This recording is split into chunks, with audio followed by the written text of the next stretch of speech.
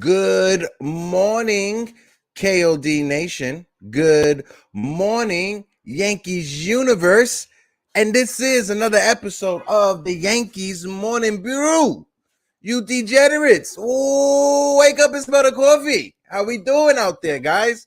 What is up? What is up? I myself, I'm still trying to recover from last night's in Denver. I just want to take a quick second to shout out KOD Meter. Shout out my guy Jigga Man Porto. Went to this event last night hosted by Tiki Barber, my man, the Giants legend, Hall of Fame running back, in my opinion. But Tiki Barber last night hosted this event where he interviewed Bernie Williams, another hashtag Bernie to the Hall of Fame. I told them last night we're going to make that happen. But Bernie Williams last night, class act, man. Class act.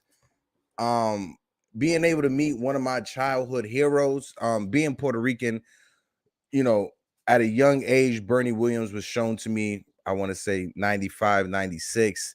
And from that day on, he was a superhero in my eyes. So when I tell you guys last night that I literally cried like a baby, like a big baby, I cried last night after taking pictures and meeting Bernie Williams. I did. I had to go to the couch.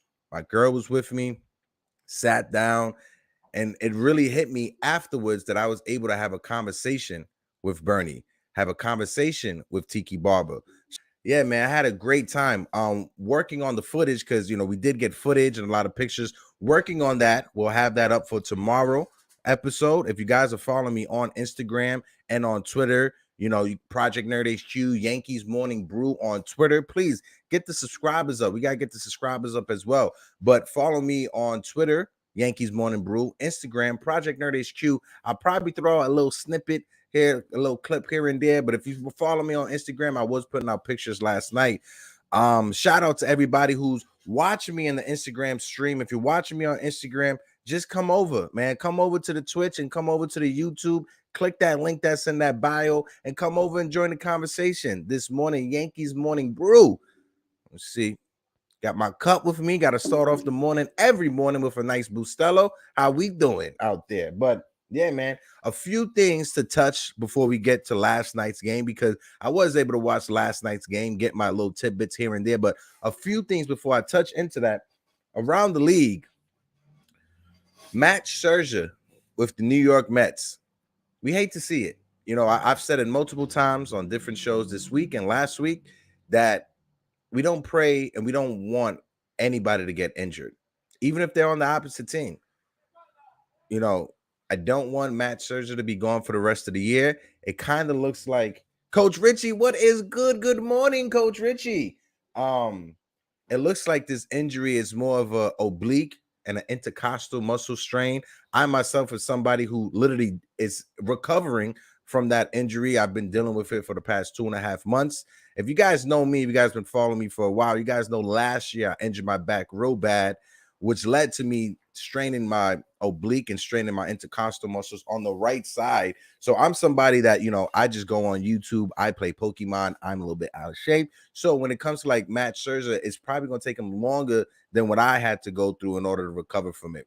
Literally every time I cough, it was an issue. Sleeping at night, it was an issue. So speedy recovery for Matt Scherzer. Glad that it wasn't anything with the elbow. Glad that it wasn't anything with the shoulder.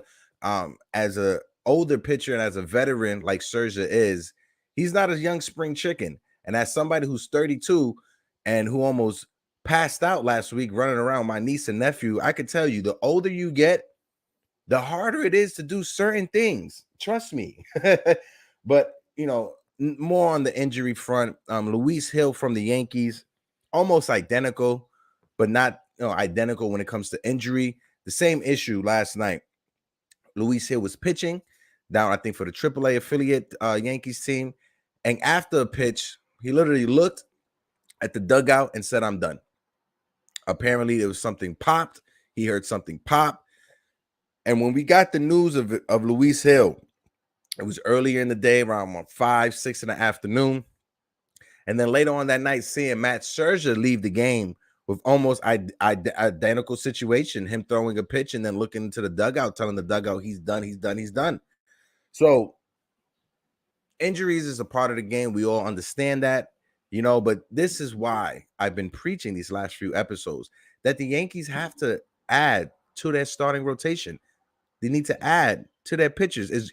Our starting rotation has been phenomenal this year, but Luis Hill was the only other pitcher that was out of our starting five that made a start this year, and he's out with what could probably be next year and this year. It's looking like Tommy John, as Twitter, the reports on Twitter come out, but it's something you want to avoid. But you can never have too much pitching.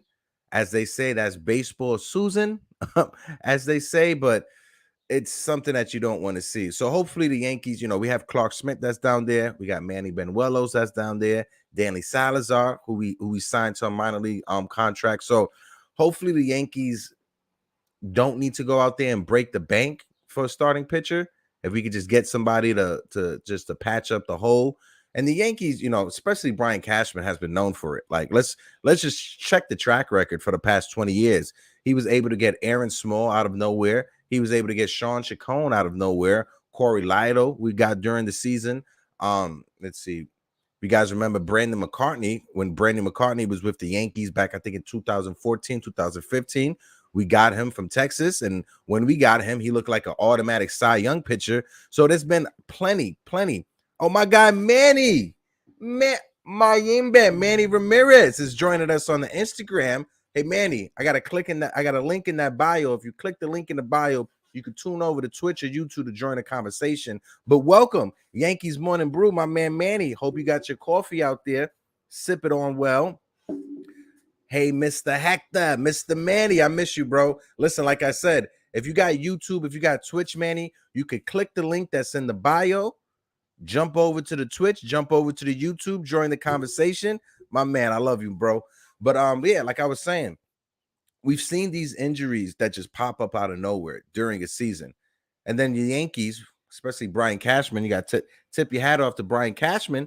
But when you see Brian Cashman able to make these little moves here and there, you got to acknowledge it, and you got to give him his flowers. We always love to give people their flowers over here, and Brian Cashman is somebody that I believe deserved it. When you look at the contract negotiations that's going on right now between the Yankees and Aaron Judge, I know in the public, they say that they're not talking about anything. I know in the public, it's a whole thing. But when you look at the actual scenarios that's going on, there's a possibility that Aaron Judge could leave us at the end of this year. His contract that he wants is apparently $360 million. I talked about, hey, if the Yankees, instead of 10 years, give him 6 years for $300 million. But then I understood the bad precedent is going to set up for future contracts in baseball, especially when you got Juan Soto, who's going to be a free agent, and you got other players who's going to be a free agent. But what Aaron Judge is going through, and it's not his fault. He's a victim of how the CBA is just set up. But what Aaron Judge is going through is, it's just the way the contracts are set up, the way that arbitration is set up. Aaron Judge broke into the majors when he was 24, 25 years old. Now, when you look at it, Mike Trout broke in when he was 21. Juan Soto broke in as a teenager. Bryce Harper broke in as a teenager. Manny Machado broke in as a teenager. Fernando Tatis Jr. got that big deal after his first rookie year. Let's see. Manny, I love you, baby. He said, my bad. I said, what's up? Of course. The NR album, my guy, was good, bro. Was good. Hope all is well. Great Yankees win. Like always. Link in the bio if you want to click over, switch over to Twitch or YouTube. But yeah, Aaron Judge is just a victim of that. You see Jacob deGrom as well. He made his major league debut when he was 25, 26. Let's see. More will start breaking out as they should.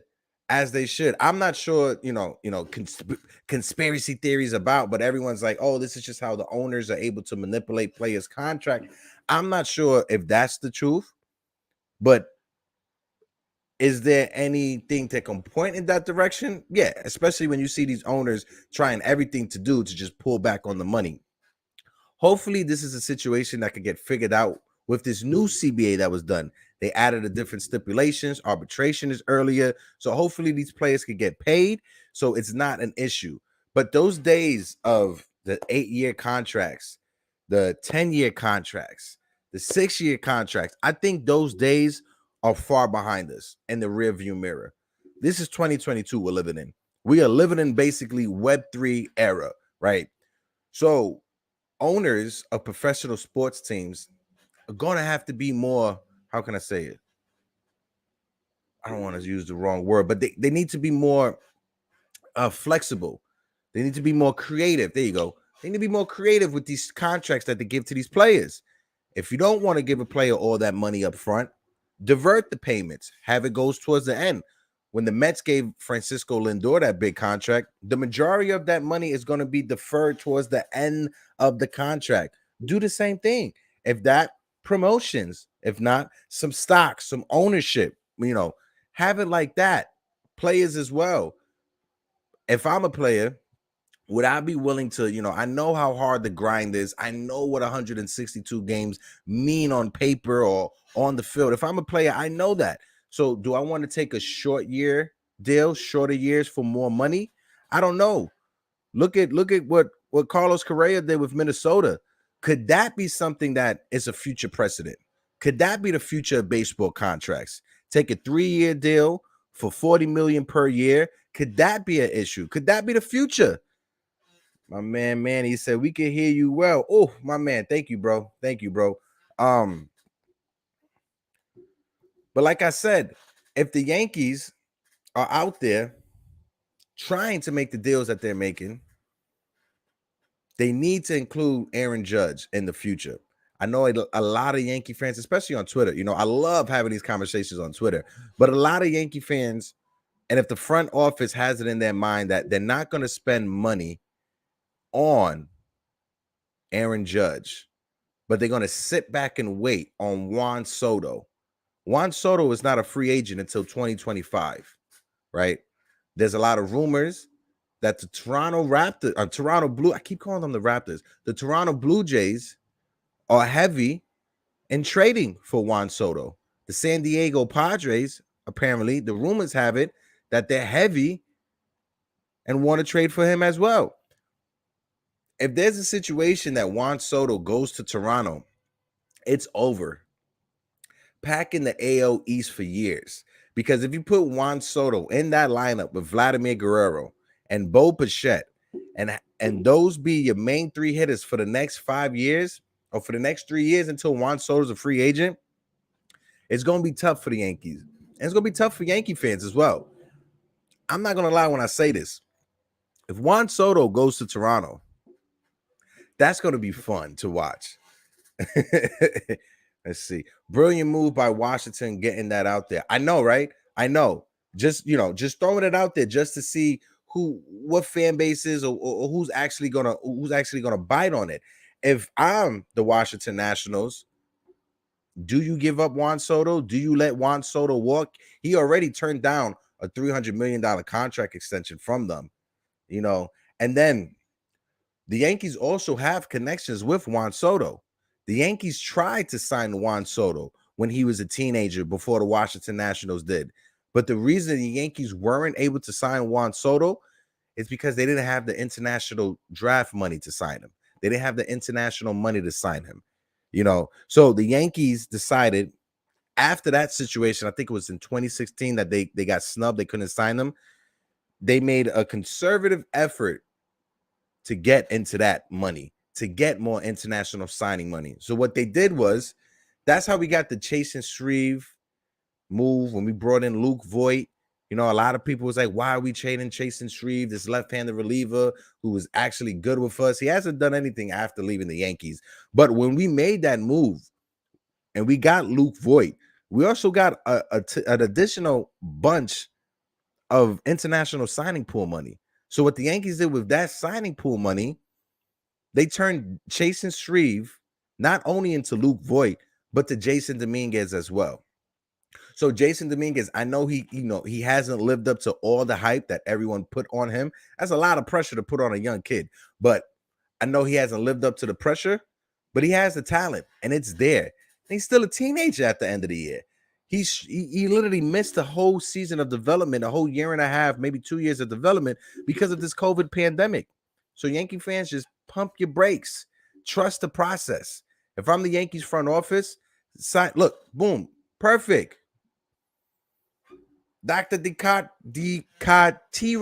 If I apologize if I butchered the name. But yeah, he's 17 years old. And if you see this young man, his thighs is as big as my head. I'm not even exaggerating. This young man, this young kid who's 17 years old, who's going to be 18 in September, because he's a Virgo. I had to look into it at a Virgo myself. But this young kid, he has all these tools. Just let him be. He literally did the Bryce Harper route. He graduated 2 years early from high school, got his GED. His family's from Jersey. They seen this competition in the States is not that good. They took this young man, had him graduate from high school earlier, go through the GED process, take him to the Dominican Republic, put him through that whole process out there in order to get signed. This family had it in their mind at an early age that Jason Dominguez is going to be a baseball star. And I have faith in him. And like Dr. D said, he's only 17. And he will be fine. He will be fine. So let's get into this game because there's several things I want to touch on. But Garrett Cole, my man Garrett Cole, the Cole train, our $300 million ace. Garrett Cole came out last night. He was a bit struggled in the first 2 innings, but he was able to figure it out. He has 5 strikeouts last night. But all 5 strikeouts, they came in a row. After that, it was just ground ball pop-ups, ground ball pop-ups. But we got 7 innings out of Garrett Cole, 2 runs out of Garrett Cole. I think if you was to ask Garrett Cole himself, I think he believes that every time he goes out there, he wants to strike out 12 batters, go 8 innings, and not give up a run. That's the mentality that our ace should have. And, Garrett Cole battling, he had a horrible 3 starts, but ever since then, he's been 4-0. ERA in those 4 starts that he run well below 3. So Garrett Cole has had a monster bounce back ever since the beginning of the season. I think it's just the new hair gel he got, the sticky hair gel he got that he has in the back that he touches a little here, a little there. But hey, as somebody who is hair deficient, I'm not mad at you, my guy.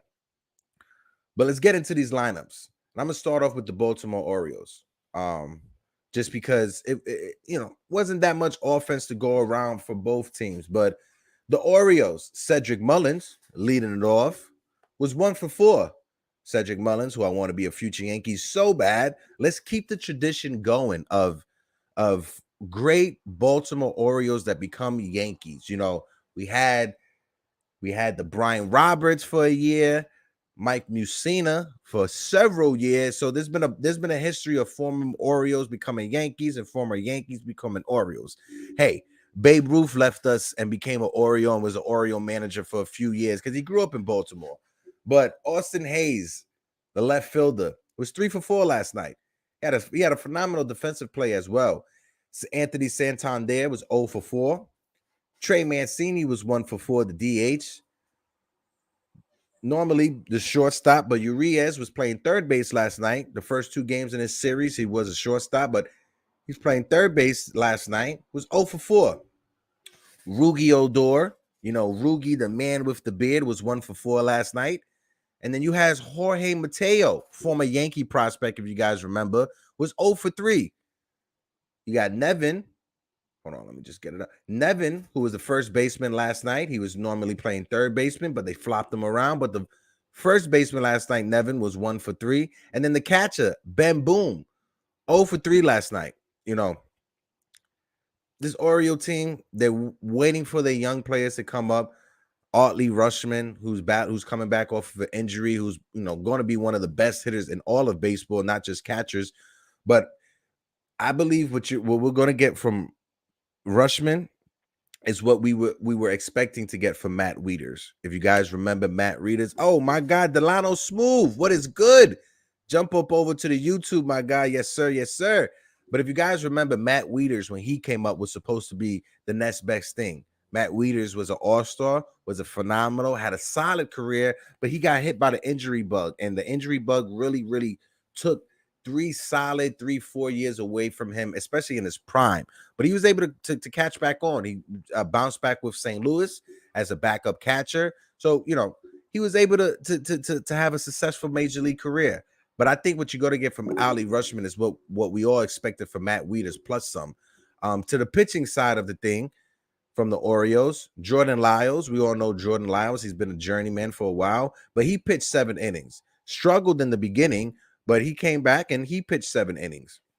Pitched 7 innings. He gave up 5 hits, those 3 runs like I talked about. He walked none, and he struck out 8. Struck out a few Yankees looking, too, that were just filthy.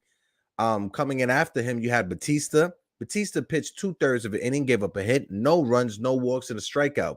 Perez came in to relieve Batista. He pitched a third of an inning, no hits, no runs, no walks, and a strikeout as well. Then you got Lopez, who was the last pitcher for the Orioles. An inning, no hits, no earned runs, a walk, and no Ks as well. So nothing super exciting or nothing that really stood out or stuck out from the offensive side from the Orioles and the Yankees as well. Let's go through it right now so we can see. Last night, we had a few people who had a night off. DJ LeMahieu had a night off, which he deserved. Stanton had a night off, which he deserved. And this is what we're going to see. The Yankees are in a stretch of games where they have 21, 22 consecutive games. So Aaron Boone being able to control who gets a day off here, who plays DH here, who's over in right field here. This is going to be real big for Aaron Boone. My guy DSJ, salute. Nice of DJ, Yankees Morning Brew. Yes, sir. When it comes to the rest of the year, especially in this next 20-game stretch, like I said, it's 20 games that are in a row. That's why you had Judge who had a game off. Now you have Stanton and LeMahieu being able to have a game off. Now, this is the benefits of having someone like a Marwin Gonzalez. And shout out to Cameron Maybin also, because Cameron Maybin said it last night in the broadcast. But this is a benefit for having somebody who's like Marwin Gonzalez. Marwin Gonzalez can play any position on the diamond besides catching. So if you need to put Marwin Gonzalez at shortstop, he's fine there to give IKF a day off. If you need to put him at second or third base to either give LeMahieu or Torres or Donaldson a day off, you can do that. If you need to put him in right field to give Judge a day off, put Judge at DH, or have Stanton have a day off, you can do that with Marwin Gonzalez. And Marwin Gonzalez is the perfect player for this generation of baseball. A guy who can play every position, a guy who can get hits here and there, and who could run into a few home runs. The Yankees, they had a few guys like that throughout, their history, but nothing like Marwin Gonzalez. The last Yankee player was like that was Ronald Torreyes. And the reason Ronald Torreyes is even in the big leagues is because he can do that. You can see Ronald Torreyes now with the Philadelphia Phillies, and half of the former Yankees that are in baseball with the Philadelphia Phillies right now. But it's good to see those type of players able to make a career for themselves. But to this lineup, Aaron Hicks, the unhittable one, was 0 for 4 last night. Aaron Judge was 0 for 4 after having that monster game. He is still hitting over 300. Antonio Rizzo last night was 1 for 4. Josh Donaldson, 2 for 4. And Josh Donaldson, he's in a stretch right now. Well, last night made it 23 consecutive games where he got on base safely. So that was either a hit, that was either a walk, or that was either a hit by pitch. So within these past 23 games, Josh Donaldson has been on base. So he's turned it around as well. Gleyber Torres last night was 1 for 4. And Joey Gallo was 0 for 3. So Joey Gallo is literally 0 for his last 13. You got Marwin Gonzalez, who was able to get a hit last night in his spare duty of time, 1 for 3. And then Jose Trevino, the best backup catcher, your catcher's favorite catcher, your favorite catcher's favorite catcher to watch. Jose Trevino last night was 1 for 3, and he had a solid game behind the plate. I know Garrett Cole probably wanted to have more strikeouts, but he pitched a solid game. Garrett Cole last night pitched 7 innings. He gave up 6 hits, 2 earned runs, 2 walks, and he struck out 5. Now, when it comes to those 2 runs that he gave up, it was in the 6th inning on the 5th. I think it was the 6th inning. Some Santander, I believe. No, somebody hit a ball down the line, pulled it to third. Ben Boone was it? Pulled it to third, down the third baseline, right into the left field, right into the left field corner. That was the hardest ball the Orioles hit off of Garrett Cole the entire night. So besides these 5 strikeouts, you saw double plays, you saw pop-ups, you saw Garrett Cole mixing it up when it comes to speeds and keeping batters off balance. So that's a good sign I'm getting from Garrett Cole. If Garrett Cole is able to give you 7 innings with only 5 strikeouts, that shows you that he's inducing the pop-up. That shows you that he's going after ground balls, that he's not just trying to strike out every batter. And I think that's when Garrett Cole gets in trouble. When Garrett Cole is giving up a home run here or a home run there, that's him trying to be too perfect. So last night, even though he did give up those 2 earned runs, the Orioles fought for those runs and the Orioles earned those runs. So I'm glad to see it. Cultivation Nation on IG. What is good? If you want, you can click that link that's in the bio. It will bring you right over to our YouTube. Hit that like button, hit that subscribe button as well. Whoever's joining us, if you're coming in, whether it's Twitch, whether it's YouTube, if you're tuning in for the first time, help us grow. We are past 400. We are on our way to 500. KOD Nation, stand up. But back into this game. Let's go some more. And there's somebody I want to talk about. And it's Aroldis Chapman. I didn't get into Clay Holmes' numbers because I wanted to talk about Chapman real quick. But I understand Chapman pitched 2 days in a row. So the Yankees weren't going to use him a third day. So it's all going to depend on what happens today. If the Yankees use Aroldis Chapman in the closing spot today, he's going to be our closer for the rest of the year. But if it's a safe situation in today's game, which is an afternoon game, if it's a safe situation in today's game and Aroldis Chapman is not called, then you could tell the Yankees are moving in a new direction, which they should, because Aroldis Chapman has been struggling. As you see last night, after Garrett Cole pitched 7 innings, Clay Holmes came in. Clay Holmes pitched 2 innings, gave up 1 hit, no runs, no walks, and he struck out 1. And he got his 3rd save of the season. Is Clay Holmes the future when it comes to Yankees closing? I don't know. It kind of looks like it. If you was to ask this question early in the off season, before the season have started, before like pitchers have been struggling, I think the majority of Yankee fans, if not 90 to 99%, would have said Johnny Loizica. But because Loizica is having his own struggles this early in the season, you got to go with Clay Holmes. You got to go with who's hot. And if it's not going to be Michael King, it's definitely going to be Clay Holmes. If you was to ask the Yankees front office right now, or just look at the stats, the 2 best pitchers that are coming out of that bullpen is Clay Holmes and Michael King. You can't lie again. Numbers don't lie. You can't argue against that because that is facts. Is Michael King, is he more valuable to the Yankees in the bullpen, or is he more valuable as a starting pitcher? As of right now, he is valuable in the spot that he's in right now, coming out of the bullpen, being able to pitch 3 innings out of the bullpen, give us those Goose Gossage days as a reliever coming out of the bullpen. And I thanks for the wild pitch for the 2 runs. Oh, yeah. If your opponent is giving you extra outs, if your opponent is giving you extra runs, you got to take it. And like they say, DSJ, that's just baseball, Susan. Sometimes that's going to happen. When you have a lineup or when you're having a game where 2 of your best hitters are having a day off, and LeMahieu and Stanton, you got to be able to score how you're able to score.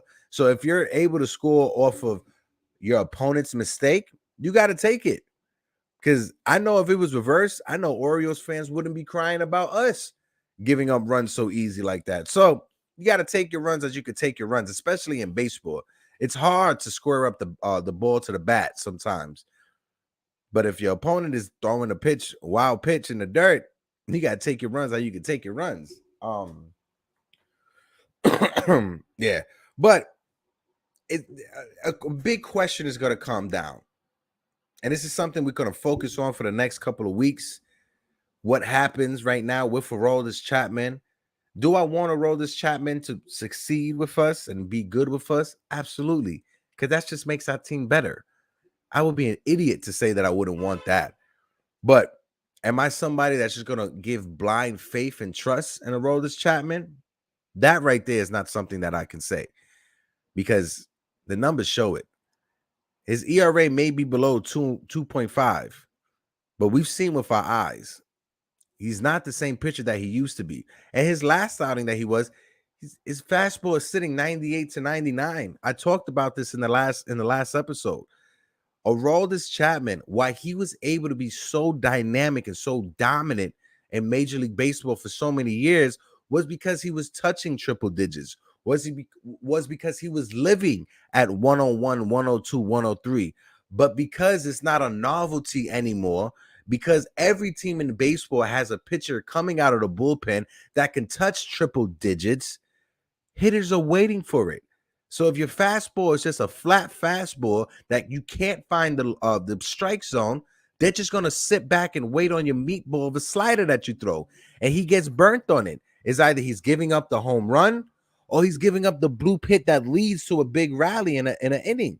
It's not going to lead to successful baseball. And like I said, as much as Aroldis Chapman has meant to us these past few years, and I said it before, the only reason we have Gleyber Torres is because of Aroldis Chapman. The only reason we have this team is because of we traded Chapman, we traded Andrew Miller. So if it wasn't for that, this team probably wouldn't be looking like the team is looking right now. So of course I want Aroldis Chapman to be successful in the Bronx.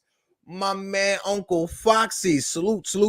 Listen, Fox, I'm still trying to recover from the NBA draft lottery, the Knicks getting the 11th pick. I'm still trying to recover. That's why I have some Baileys in my coffee, a little Irish coffee for the morning. But salute, Foxy. Thanks for tuning in. But yeah, with Chapman, this is something that we're going to keep our eyes on for the next few weeks, especially today. He had a day off yesterday. If the Yankees have a save situation in the ninth inning, are they going to go to Chapman? Clay Holmes, I think, will probably get the day off because he pitched also the day before. He did have 2 innings. So I don't think we'll see Clay Holmes this afternoon. So who are the Yankees going to go to? It's not going to be Michael King because Michael King pitched 3 innings a couple days ago. My man Keith, what is good? He said the NBA hates the Knicks. Absolutely. I think the NBA just hates James Dolan, but that's for another episode on another day. But when it comes to this Yankees and Aroldis Chapman and this whole closing situation, this is something that we're just going to have to watch out for the next couple of weeks, and we're going to pay attention to it today. So, Keith, if the Yankees are in a safe situation later on, if it's the 9th inning and we're up by 2 runs or 3 runs, are you going to feel comfortable as a Yankee fan with Aroldis Chapman trying to close it out? Is your heart going to be palpitating? Because I know my heart going to be palpitating when Chapman comes in the game. Because we know that Clay Holmes, like I said, he pitched 2 innings yesterday. He pitched the inning the day before. He's going to be out. Michael King pitched 3 innings the day before. He's going to be out. So we're just going to have to see who the Yankees are going to go to in this situation. In my eyes, it'll probably be Johnny Lasagna. If it's not Aroldis Chapman, it will be Johnny Lasagna. Can't forget Chapman giving up those season-ending homers in the playoff. Foxy, you know how to mess with my heart, Foxy. You know how to mess with my heart, Foxy. Yes. And it was on those 2 meatballs. But also, too, especially last year or the year before when Altuve, didn't want to open up his jersey. But if you looked at that at bat and replay that at bat over and over again, you can tell that a big factor of it was Gary Sanchez behind the plate. Now, hear me out. If you rewatch that at bat, or if you rewatch that inning alone, there were several times Gary Sanchez framing was an issue.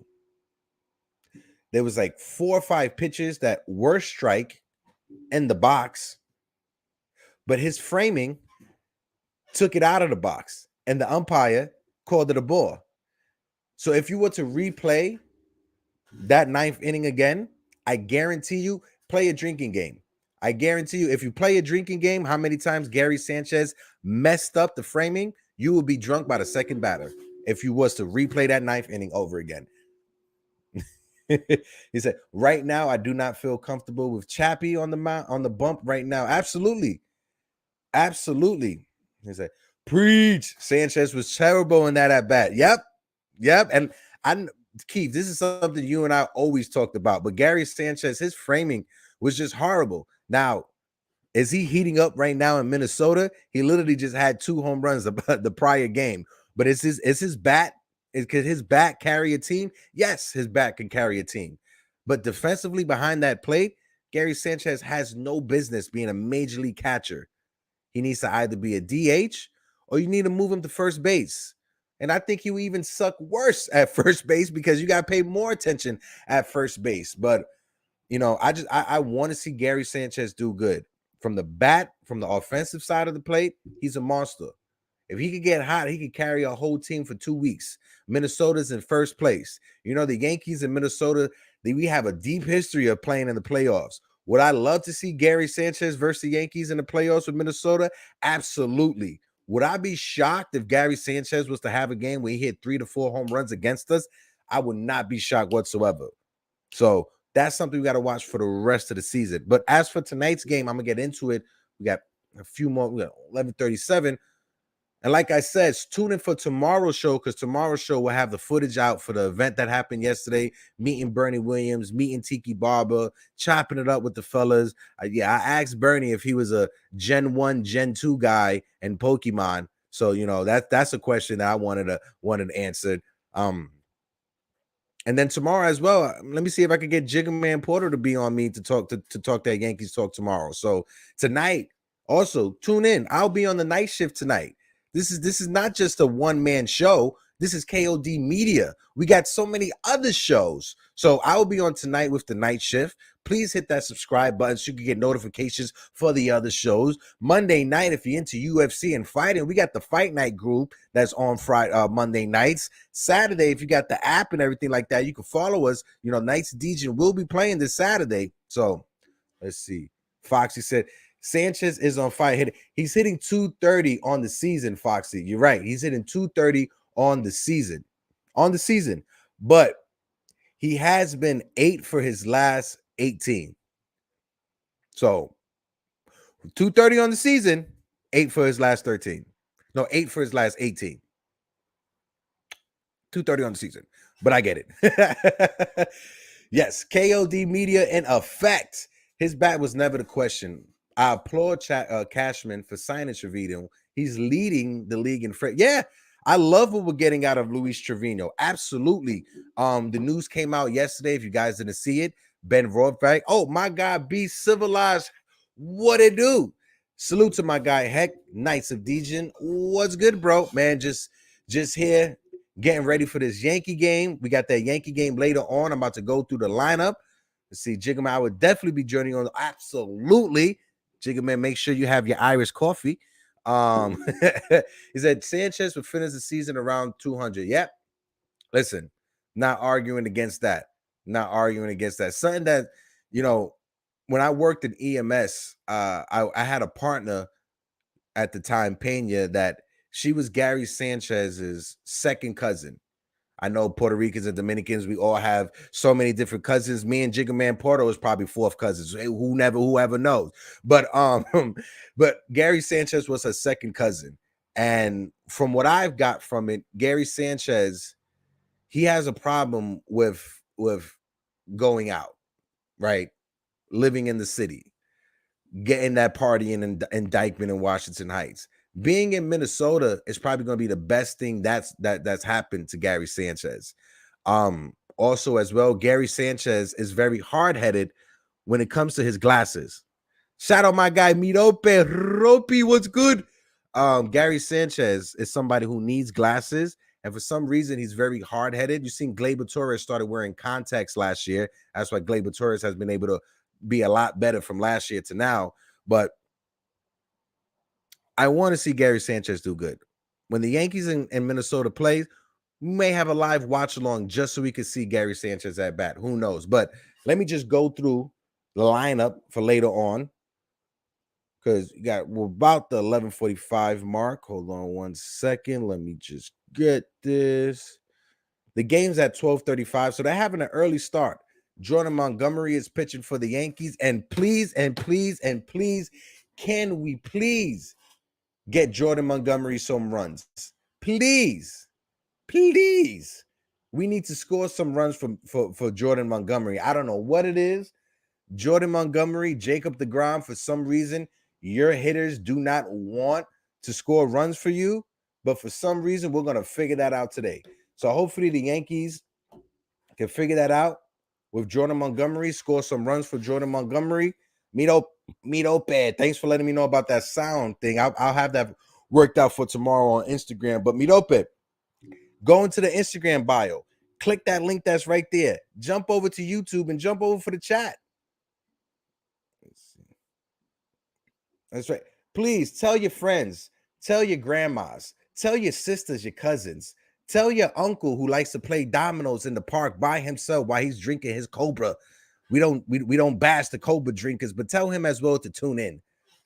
He says Sanchez has 36 double D eyesight. Absolutely. Maybe a 38 double D. But wait, be civilized. You never know. We probably get that in. But for the lineup today, we got LeMahieu leading it off for the Yankees. Aaron Judge is back in his spot in right field in the second hole. Anthony Rizzo, the first baseman. We got Giancarlo Stanton, the DH. Gleyber Torres is at second base for today's game. Let's see. We got the man, Aaron I Get No Hicks in center field. We got IKF, the shortstop. We got Kyle Higashioka, who for some reason has not been a home run stroker this year. And we got Marwin Gonzalez in left field, giving Joey Gallo a day off, which he deserved because Joey Gallo is struggling. Let's see. Do you believe the rumors of Soto possibly being traded at the deadline is true? And if so, do you think the Yankees make an offer? Oh, man. Oh, Savage NYC, salute, my guy. Thanks for coming by. My guy Savage has been by day one. One of the first guys I actually met in the chat back in Freezies. But Savage, I appreciate you for coming by. Hit that subscribe button. But to Keith's question, do you believe the rumors of Soto possibly being traded at the deadline? If it's true, and if so, do you think the Yankees make an offer? If the Yankees make an offer for Juan Soto, it's going to be the entire farm system. It's going to be Volpe. It's going to be Jason Dominguez. It's going to be Oswald Peraza. It's going to be Oswald Cabrera as well. It's not going to be Luis Hill because he's hurt. Austin Wells, Wisniewski, the left-hander. We're going to have to include the entire top prospects from the Yankees. That's going to be an issue. But the rumors have it either Toronto Blue Jays or the San Diego Padres. So if you was to take those three teams, the Padres, the Yankees, and the Blue Jays, which team can give you the better package? And as a Yankee fan, right, I can look at this objectively and say that the Toronto Blue Jays will be able to give them a better package than what we can give them. The Toronto Blue Jays could simply give them Biggio, Espino, Tarasco Hernandez, and they have two other young prospects as well. Let me look them up right now. But the Toronto Blue Jays, they've been building up a farm system, and they've been building up a farm system for some years. It's almost like how the Tampa Bay Rays was building up a farm system. It was like that. Totally, yeah. If the Blue Jays are able to get Juan Soto and pair Juan Soto with Bichette and Vladimir Guerrero Jr., like I was talking earlier, Keith, it's going to be bad for us Yankee fans. It's going to be bad for our Yankees fans. Yeah, Mirope, I'm on YouTube live right now also. Yeah, live on YouTube. Nice Adijin. You can search it up on YouTube. Click the link that's in the bio and join us over here in the chat. Toronto Blue Jays top prospects. I'll tell you right now. Yeah, they got Gabriel Moreno, who is a catching prospect. You got Martinez, who's a third base prospect. He's shortstop, third base prospect, but he's projecting more of a third baseman than anything. You got Jordan Gorshans, who same thing, shortstop, third base prospect. You got Otto Lopez, who's been up and down on different draft boards. You got Leo Jimenez, who's also a phenomenal shortstop, second baseman combo. Then they're pitching. Their top pitching prospect, Ricky Tiedemann, there's been reports that he's actually to be their first number one prospect overall. But if you're the Blue Jays, you could easily give up Orveles Martinez, Jordan Gorsines, Otto Lopez, and Ricky Tiedemann. That right there would be a package that's better than anything that the Yankees can offer. And if I'm the Nationals, that's what I want. I'm gonna want three prospects that are playing the infield, or three offensive players that could play the field, and one pitching prospect. And that's what I'll do. And if you're the Blue Jays, you still have Calvin Biggio. You still have Espino. So if you're the Nationals, give me Biggio, give me Espino, give me Orveles, give me Gorson, give me Lopez, Leo Jimenez, and Ricky Tiedemann.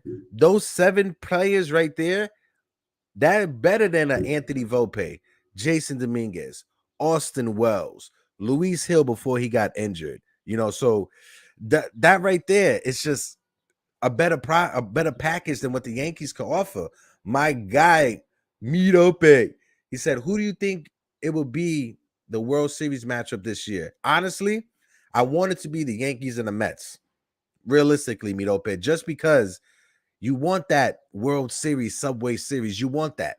Whenever the Yankees and the Mets are both good, that just makes the rivalry in the city even better. You know that, Midope. Working where we worked at before on Lombardi's, how many people we worked with were Met fans, how many people we worked with were Yankee fans, and it was always like that. That rivalry was always intense when both teams were good.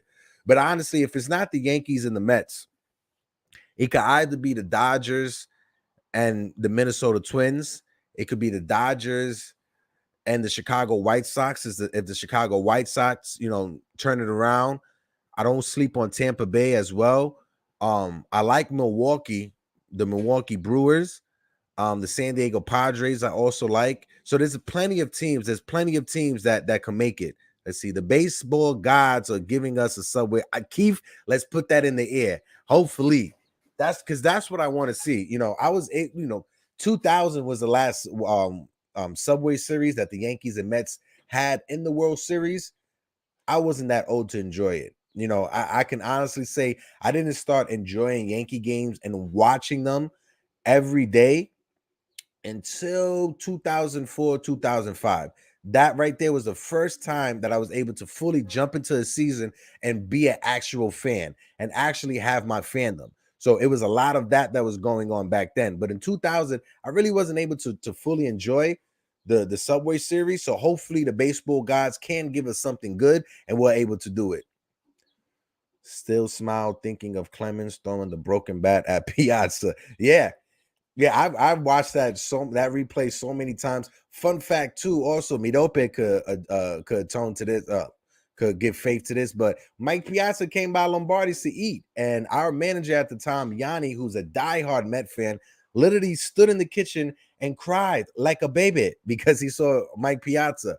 But Mike Piazza, also legendary player. Numbers that he put up as a catcher, Hall of Famer.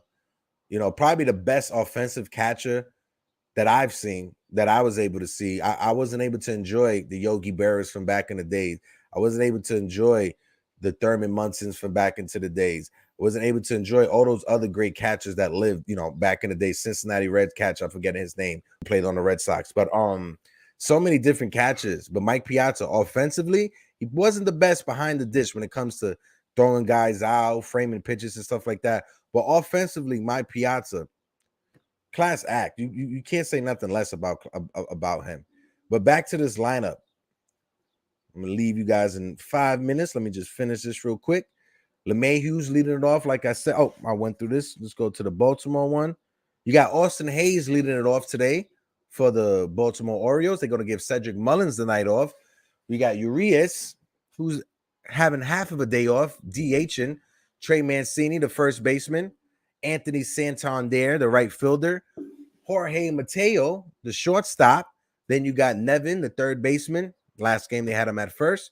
Ronald Chirinos, who was also a Yankees catcher a few seasons ago, but only for a week or two before they released him. Then you got Ryan McKenna, the center field, and then you got Owens rounding it out, the second baseman. Both pitchers on the mound, you got Jordan Montgomery and you got Bruce Zimmerman for the Orioles. The game's at 12:35. If you guys can, guys, go put your bets out there. Go see your bookies, see what you got to do. But hey, that'd be all for today for the Yankees Morning Brew. My guys who tuned in on Instagram, who tuned in coming by on YouTube and Twitch, I appreciate you guys always. You think, I got a question from the NR. You just missed it. He said, do you think the Yankees will add Juan Soto at the trade deadline?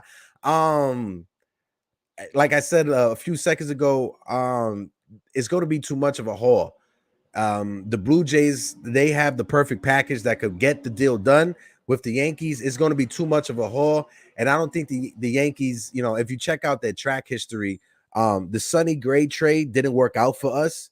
So we wasted a lot of prospects when it came to that trade. So unless it's a move that Brian Cashman is going to be 100% home run move, I don't think he's going to make it.